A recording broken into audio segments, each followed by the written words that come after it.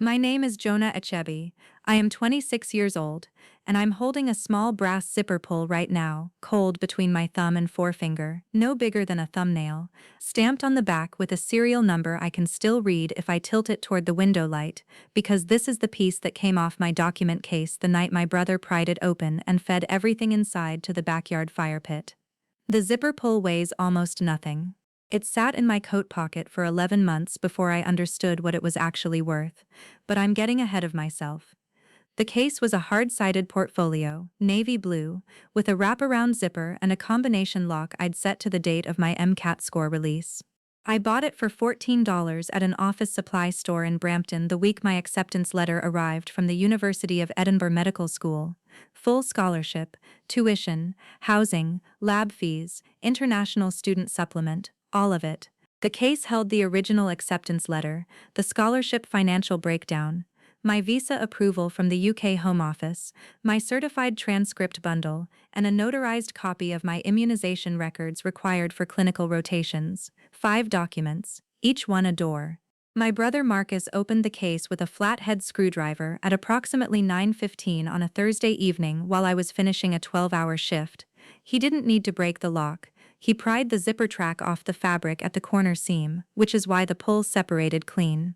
He left the empty case on my bed like a shoebox after Christmas. Marcus handed the pages to my father, who carried them to the fire pit out back where he'd been burning brush clippings all week. My mother watched from the kitchen window. The acceptance letter, the scholarship summary, the visa approval, the transcript bundle, the immunization notarization, all of it gone in under 4 minutes according to the timestamp on our neighbor's security camera, which I didn't know existed yet. When I came home and found the case, I picked it up. The zipper pull fell out of the fold in the lining and landed on my palm. I closed my fingers around it. I held it for a very long time. I could feel the ridges of the stamped serial number pressing into the pad of my thumb. My breathing slowed to the rhythm I use when I'm reading test results on a fluoroscopy screen. Steady, metered, counting without deciding to count. My shoulders didn't move, my jaw didn't tighten. Something behind my sternum went very still and very awake, the way a machine powers on without making a sound. Marcus was in the living room. I could hear the television, a hockey game, third period by the sound of the commentary. He called out without turning around. "Your school stuff is gone. Dad handled it. We need you here." Before I tell you what I did the night I decided to examine that zipper pull under proper light, where are you right now? Drop it in the comments. I want to know where this reaches. Because this small brass piece, this thing most people would throw away without a second look, turned out to be the thread that unraveled everything my family had built on top of my name. Here is what you need to understand about the Akeba household and about me. I am a radiologic technologist. I have been credentialed through the Canadian Association of Medical Radiation Technologists since I was 21. For 5 years I have worked at St. Clements Regional Hospital in the Diagnostic Imaging Department, operating fluoroscopy units, Connecticut scanners, and portable X-ray systems across emergency, surgical, and outpatient rotations. My hands are trained to position patients within 2 mm tolerance. My eyes are trained to read contrast density on a monitor the way most people read a clock, fast, automatic, and with a precision that doesn't forgive approximation. I notice when something is slightly off in a grayscale image because slightly off is the difference between a hairline fracture and a clear scan, between a tumor and an artifact, between a patient going home and a patient going to the OR. That skill had kept me employed through 6,000 shifts and earned the trust of every radiologist on the department roster. It was about to dismantle my own family. The Akube house sat on Ridgedale Crescent in a suburb where every driveway had 2 cars and every backyard had a barbecue nobody used enough to justify the price. My father, Clement, drove a delivery truck for a building supply company.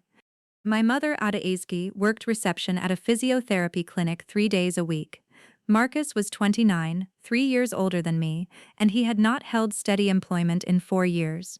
He ran an online resale business from the basement that produced erratic income and consistent excuses.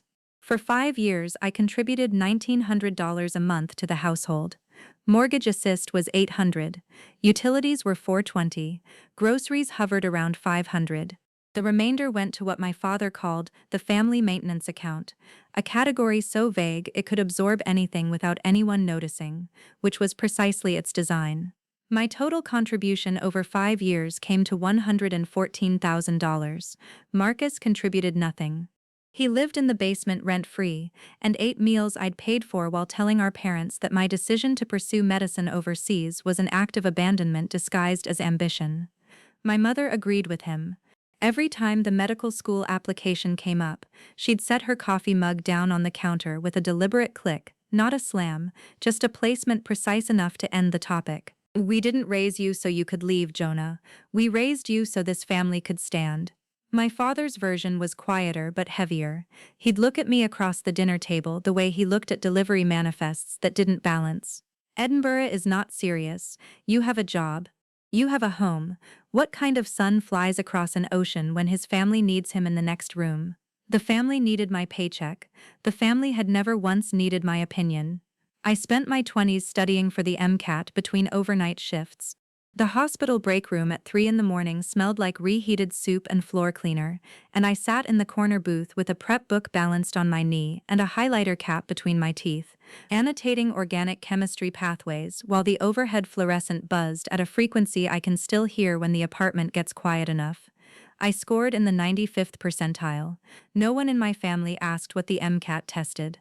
Marcus asked if I was going to pick up an extra shift that weekend because the Wi-Fi bill was due. The irony is that I spent every working day identifying hidden fractures, tiny lines of damage invisible to untrained eyes, running through structures that looked perfectly intact on the surface. I was living inside a structure exactly like that and reading everyone's images but my own. The one person who treated my ambition as something other than a scheduling inconvenience was my aunt, Ngozi, my father's younger sister. She taught high school biology in Scarborough and drove a 12-year-old Civic with a dent in the rear quarter panel she never fixed because, she said, it reminded her that imperfect things still get you where you need to go. When I told her about the Edinburgh acceptance, she went quiet on the phone for 10 seconds. Then she said, "Jonah, I am going to make you a copy of every document you have. Bring them to me this Saturday. I will keep them in my filing cabinet at the school." I brought them. She photocopied every page on the biology department copier, wrote the date on each copy in her neat teacher's handwriting, and locked them in the bottom drawer of her classroom filing cabinet. She handed me back the originals and said, "Now go home and act normal." I acted normal for 6 months, and then the case turned up empty on my bed with a broken zipper and no documents inside. And the small brass pull sat in my palm like a tooth knocked loose from a jaw I'd trusted. The zipper pull was where it started. Not emotionally, logistically. Because when I held it under the lamp on my desk that night and turned it over, I saw something I would not have seen if I'd spent my career doing anything other than reading fine detail under controlled light. The pull had been wrenched from the track, but the track itself showed lateral scoring, 2 parallel scratches consistent with a flathead tool inserted at the corner seam and leveraged outward. Not a yank, not a tear, a pry. Someone had worked the zipper open methodically, starting at the weakest structural point, the same way you'd approach a sealed panel if you didn't want to damage the contents but needed to remove them intact. This was not impulsive. Marcus, or whoever opened that case, had taken the time to do it carefully. That meant the documents were removed in order, examined, and then deliberately destroyed. This was planned. The zipper pull told me one thing. The next morning, our neighbor's security camera told me more. Mr. Okafor across the street had installed a wide-angle exterior camera after a string of car break-ins the previous autumn. His camera covered his driveway and, because of the angle, captured the left side of our backyard, including the fire pit. I knocked on his door at 7 in the morning with a coffee and a direct question. He showed me the footage on his laptop in the living room. Timestamped 9:18 p.m., Marcus carrying a stack of white pages from the back door to the fire pit. Clement already standing by the pit with a long lighter in his hand, Adeyesi visible through the kitchen window, arms folded, watching. The pages caught fire at 9:19. By 9:22, the pit held nothing but ash and the orange remnants of the university letterhead. Layer 1. The obvious insult. Then I found something else. I pulled my most recent credit bureau report that same week. My score had dropped 63 points in 4 months. The reason? A line of credit for $42,000 opened at a credit union branch in Mississauga, with my name listed as co-applicant. I had never set foot in that branch. The application bore a signature that read, Jonah Achebe, in handwriting that mimicked mine closely but failed on one detail, the descender on the lowercase h. Mine drops straight and terminates with a leftward hook, a habit formed from years of initialing imaging requisitions on a clipboard held at waist height. The signature on the application hooked right. Someone had practiced my name without understanding the ergonomic origin of my letter forms. The 42,000 had been dispersed to a numbered company. I called the credit union's fraud department. The representative confirmed that the primary applicant was Clement Achebe. The disbursement went to a business account registered under Marcus's resale operation. My father had forged my signature to finance my brother's business using my credit. I sat at my desk with the credit report on one screen and the application PDF on the other. The lamp was still on from the night I'd examined the zipper pull. My hands were flat on the desk surface. I could feel the wood grain under my fingertips like a frequency. My breathing dropped to that same diagnostic rhythm, slow, measured, automatic. I wasn't angry. I was running numbers I hadn't asked myself to run. 42,000 on the credit line. 114,000 in household contributions over 5 years. The monthly payment on the credit line, $612, had been buried inside the family maintenance account that I'd been paying into without itemized breakdowns. I had been financing my own betrayal and calling it rent. Layer 2. The hidden setup. This wasn't opportunistic. It was architected. I called Aunt Ngozi. She drove to my hospital that evening and met me in the staff parking lot during my break. I showed her the credit report and the application signature comparison on my phone. She looked at it for a long time. Then she said, "Your father did this to your Uncle Patrick in 2009. He co-signed Patrick into a vehicle loan without his knowledge. Patrick only found out when the dealership called about missed payments. The family buried it. Your mother told everyone Patrick was confused." Layer 3. The older pattern. Then I found the deeper structure. The numbered company that received the 42,000 had a registered director. I pulled the corporate registry filing online, public record in Ontario. The director was listed as Adie Achebe, my mother, not Marcus, not Clement. My mother was the legal director of the shell company that received funds obtained through my forged signature. She wasn't watching from the kitchen window as a passive observer.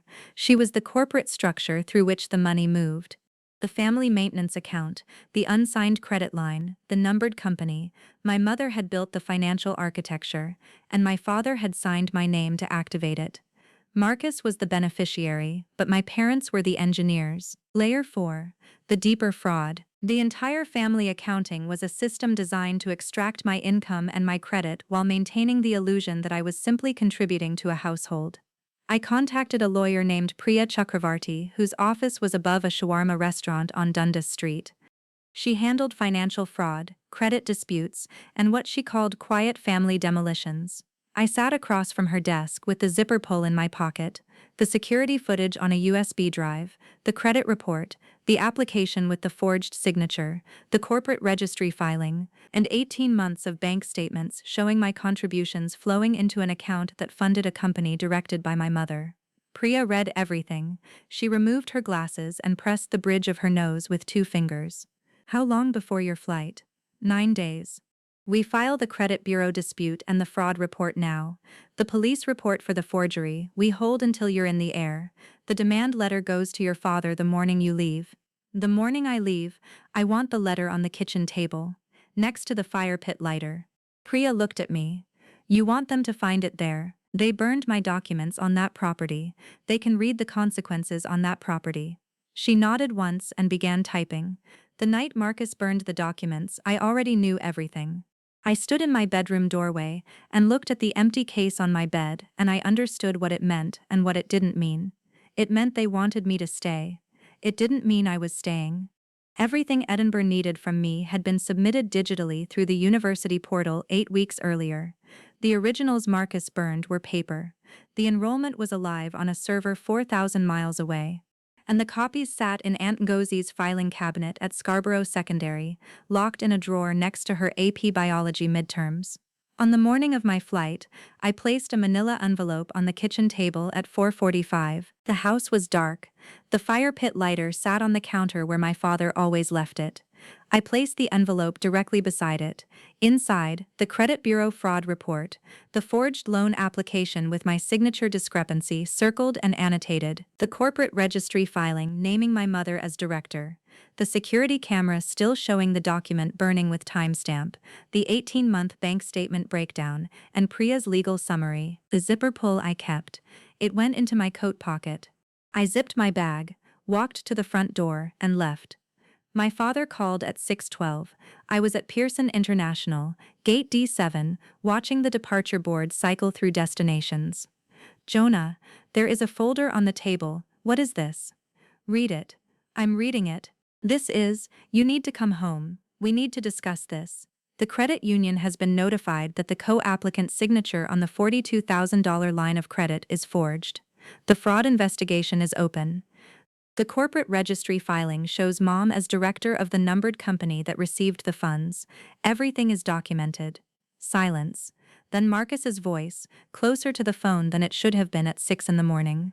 What did you do? I documented what you did. There's a difference. This is insane. Dad, tell him this is insane. The security camera footage from Mr. Okafar's house shows you carrying my documents to the fire pit at 9:18 p.m. on March 14th. Dad is visible with the lighter. Mom is visible through the window. The timestamp is embedded in the file metadata. That camera doesn't even face our yard, Marcus said. It captures the left side of the yard, including the fire pit. Wide-angle lens. I have the footage on a USB drive, and my lawyer has a copy. My mother's voice entered the call. Measured. Almost administrative. Jonah, your father and I have given you everything. A home, food, support for 26 years, and this is how you repay us. With lawyers and police reports. You are the registered director of the numbered company that received $42,000 obtained through a forged signature using my name. That is not support, Mom. That is fraud. And you built the structure for it. That company was for the family. It was an investment. An investment I never agreed to, signed by a hand that wasn't mine, directed by a person who told me Edinburgh wasn't serious. My lawyer has your corporate filing. The police report is filed. You can't do this to your family, Jonah, my father said. His voice had dropped to the low register he uses when he wants the room to hear authority. After everything this household has given you, this household took $114,000 from me in 5 years and then forged my name for $42,000 more. I have the accounting, every dollar, every month, every payment that went into the family maintenance account and came out the other side into Marcus's business and Mom's numbered company. The household gave me a bed and an invoice. The rest I earned on a hospital floor at 3 in the morning. You're being dramatic. You always do this, Marcus said. You twist everything to make yourself the victim. Dr. Helen Wu from St. Clement's Radiology Department had written a professional reference letter for my Edinburgh application. She had also, at Priya's request, provided a signed affidavit confirming my employment dates, credential standing, and the fact that no disciplinary or financial irregularities had ever been associated with my file. Priya had included her letter in the envelope. My mother, who had told extended family for months that I was having problems at work and that my Edinburgh ambitions were a sign of instability, now had an attending radiologist's sworn statement in front of her contradicting every version of the story she'd circulated. Marcus tried one more thing. Jonah, listen, come back. I'll close the company, we'll sort the credit thing out. Dad will go to the bank. The fraud report is filed, Marcus. The corporate registry is public record. The security footage is time-stamped and backed up. There is nothing to sort out. There is only what happens next. The gate agent announced pre-boarding. I could hear the quiet shuffle of passengers standing, gathering bags, checking seat numbers. Jonah, my father said. Just my name, nothing after it. You burned my documents the night before my flight and told me I belonged in this house. The documents were copies. The enrollment was digital. The originals are in Aunt Gonzie's filing cabinet. You destroyed paper. You didn't destroy anything. I ended the call. I powered off the phone. I handed the gate agent my boarding pass and walked down the jet bridge carrying my bag, my coat, and a brass zipper pull in my left pocket. The fallout settled like sediment over the following months, each layer finding its level. The credit union's fraud department completed its investigation within 6 weeks. The co-applicant's signature was formally determined to be unauthorized. The $42,000 line of credit was called in full. Clement received the demand notice by registered mail on a Tuesday. His delivery truck salary and partial pension totaled $3,800 a month. The household expenses I'd been covering, $1,900, now fell entirely on him and Adias. The credit line payment of $612 sat on top.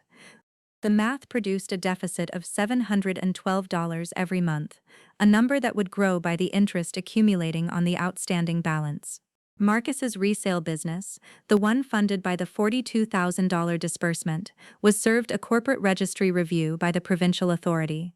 The numbered company directorship listing Adia's name became a matter of record in the fraud file. Adia's name now appeared in a police report, a credit bureau dispute, and a corporate investigation simultaneously. Her manager at the physiotherapy clinic didn't fire her, but the clinic's owner stopped scheduling her for front desk reception. She was moved to filing, same hourly rate. No patients, no phone, a back room with fluorescent lighting and cardboard boxes of archived charts. At the church the family attended on Sundays, the Igwe family, who had known my parents for 15 years and whose son I'd tutored in chemistry during high school, stopped sitting in the adjacent pew. Mrs. Igwe told Aunt Ngozi, privately, that she had repeated Adesa's version of events about my instability to 3 other families before learning the truth. She didn't apologize to me directly. She sent a card through Ngozi. It said, "I should have asked you before I repeated what I was told." Real and insufficient. Ngozi gave it to me without commentary. I read it once and put it in a drawer. I haven't read it again. Aunt Ngozi drove to Ridgedale Crescent once, 4 weeks after I left. She told me about it in a video call. She said she sat in the driveway for 10 minutes before going inside. She found Clement at the kitchen table with a calculator and a stack of bills. Adesa was in the living room watching television with the volume turned low. Marcus was in the basement. The house smelled like stale cooking oil and silence. Ngozi told Clement that she had known about Uncle Patrick's forged vehicle loan in 2009 and had said nothing because the family asked her to keep the peace. She said she would not be keeping the peace again. She said she loved her brother and she was ashamed of him in equal measure, and that both things were true at the same time. Clement didn't respond. Ngozi left. She called me from her car in the driveway and said, "I should have spoken up in 2009. I didn't, I'm sorry." I told her I heard her. I didn't tell her it was okay because it wasn't okay, and she knew that, and she didn't need me to make it smaller. Marcus lost his resale supplier accounts within 2 months. 3 vendors who had extended him net 30 payment terms pulled their credit after the corporate registry review flagged the numbered company. His inventory dried up. The basement, which had been stacked with shipping boxes and product bins, emptied out over weeks until it held nothing but the folding table, a label printer with no labels, and the router for the Wi-Fi connection my contributions had been paying for. I am sitting at a desk in Edinburgh. The window is open and the air coming through is the cool damp of a Scottish afternoon in early spring, carrying the faint smell of stone and cut grass from the quad below. My anatomy textbook is open to the brachial plexus. A mug of tea sits to my left, still warm. On the shelf above my desk, Aunt Gunno's photocopies of my original documents rest in a folder between a physiology reference and a box of biscuits my flatmate left as a welcome gift. The zipper pull sits on the desk beside my laptop. I pick it up sometimes when I'm studying late and the building goes quiet. I turn it between my fingers and feel the stamped serial number, still legible, still sharp, still cold. It weighs almost nothing, it held almost nothing, and it unlocked everything. The case it came from is gone. The documents that case protected are ash in a suburban fire pit 6,000 kilometers from here. But the pull remains, small and brass and ordinary, the one piece of a broken thing that told me exactly how and why it was broken, because someone took the time to pry it open carefully, and that care was the evidence of intent. My enrollment is confirmed. My seat is occupied. My name is on the attendance register in a lecture hall full of people who earned the right to be there. My phone has a new number. It does not ring with calls from Ridgedale Crescent.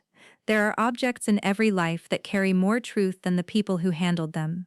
A zipper pull is not a sentimental thing. It has no warmth. It doesn't symbolize hope or resilience or any word you'd find on a greeting card. It is a mechanical component that failed under lateral force applied with a flathead screwdriver by someone who believed that destroying what was inside would be enough to stop what was already in motion. The pull came loose, the documents came out, the fire consumed them. And none of it mattered, because the enrollment lived on a server, and the copies lived in a locked filing cabinet, and the truth lived in the metadata of a credit application, and the timestamp of a neighbor's camera. What my family destroyed was paper. What they couldn't reach was everything that paper once pointed to. I think about what it costs to stay silent inside a system that depends on your silence to function. My aunt kept quiet in 2009, and the pattern survived long enough to reach me in a different decade with a different forged signature. My mother sat at the kitchen window and watched documents burn and believed her presence as a witness carried no weight. Silence is not neutral, it is structural. It holds the architecture in place the same way a load-bearing wall holds a ceiling. Remove it and the room changes shape. Every person who said nothing in that house was not avoiding conflict. They were choosing which side of the wall to stand on, and they chose the side that kept the ceiling over their own heads. The difference between loyalty and complicity is whether you'd still be standing there if the person being harmed could see you clearly. My family stood at that fire pit because they believed I couldn't see them. The camera saw them, the credit bureau saw them, the corporate registry saw them. Eventually, I saw them. And when I did, I didn't raise my voice. I did what my training taught me to do. I read the image carefully, identified the fracture line, and documented it before anyone could reposition. Is there something sitting in a drawer somewhere in your home that you've been calling ordinary, because examining it closely would require you to ask questions you're not sure you want answered? This story is a fictional narrative created for entertainment, education, and dramatic reflection. We hope it reminded you that your dignity is not negotiable, and that setting a boundary, even a painful one, can be an act of love for yourself and everyone the pattern would have reached next.